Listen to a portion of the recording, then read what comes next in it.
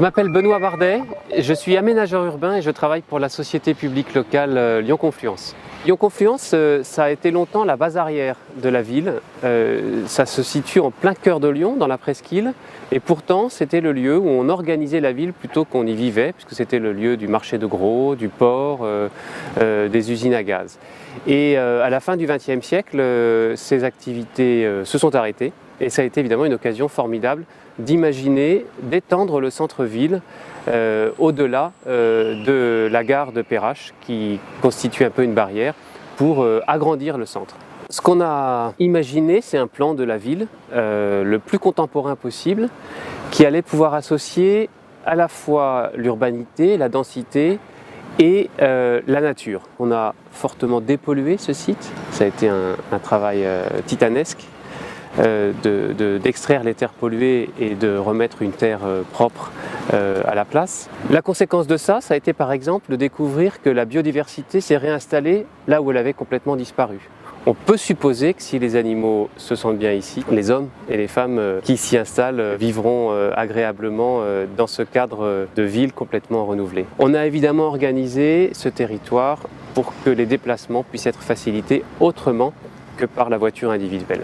Le vélo bien sûr, les bateaux. Ici on a maintenant une navette fluviale qui organise certains déplacements, les tramways et puis peut-être un peu la marche à pied. En 20 minutes de marche, on a traversé ce quartier. Or comme dans ce quartier on peut vivre, travailler, avoir des loisirs, se cultiver finalement, pour une partie de l'activité humaine, elle permet de s'exonérer des déplacements avec des voitures à moteur thermique en particulier.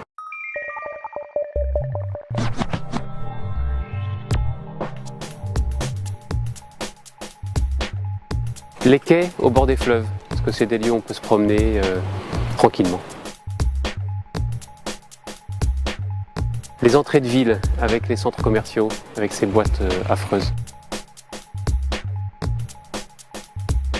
Le vélo.